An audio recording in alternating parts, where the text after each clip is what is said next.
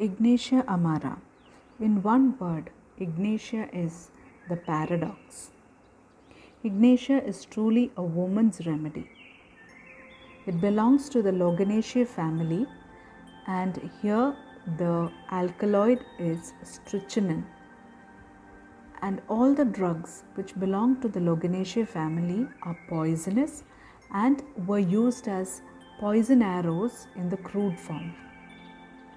Now let us look at the physical appearance of Ignatia. Physically, we can see two types of Ignatia. One is a very refined Ignatia who appears very slim and has long and delicate bones.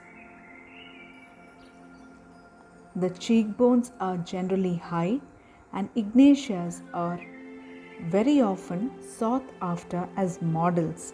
They have long eyelashes and they have very straight nose. The next type of Ignatia is a more masculine type.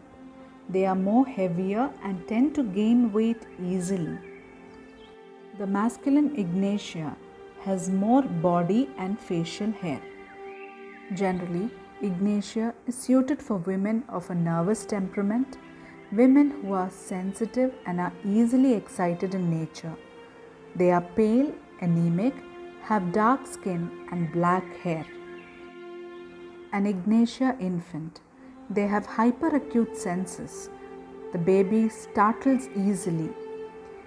Carrying the baby, caressing the baby, giving attention or consolation causes aggravation.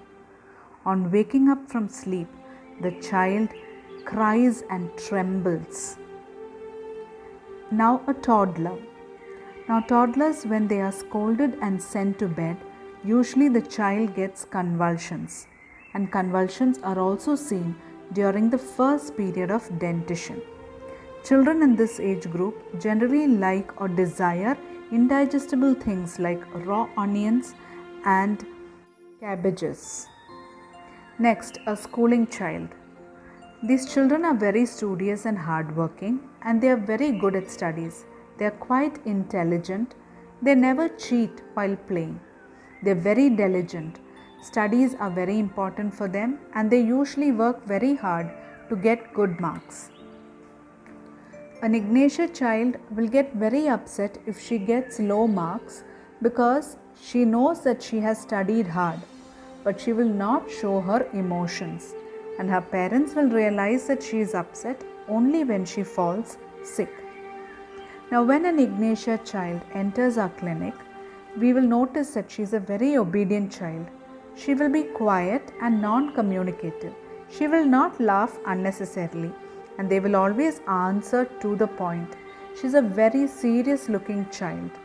They are also very attentive, and they will listen carefully to everything that their mother tells the doctor. And for them, completing their work is very important, and only after they complete their work of school will they entertain themselves.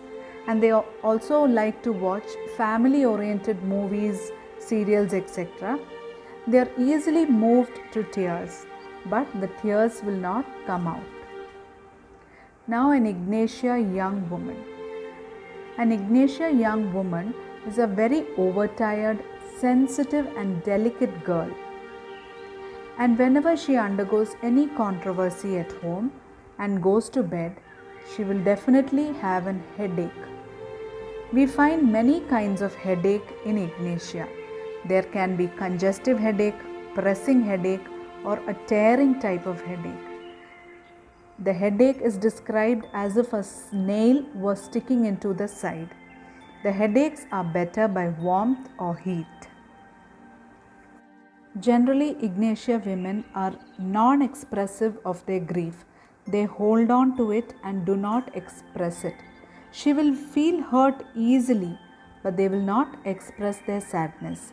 The only reaction that we see is deep involuntary sighing. But sometimes when they are overwhelmed and when the emotions have become too much, they exhibit a hysterical behavior. But unlike natural hysterics who are actually quite happy when they show their hysterical behavior, Ignatia women deeply regret all their actions that they have done during the phase of hysteria. Another important thing is there is a love for solitude. They do not like to communicate with others. They like to be alone. There is a desire to be alone. There is a love for solitude.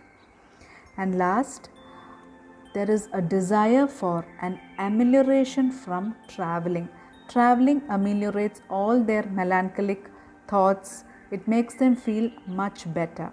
Consolation causes aggravation. So these are just a few important points of Ignatia.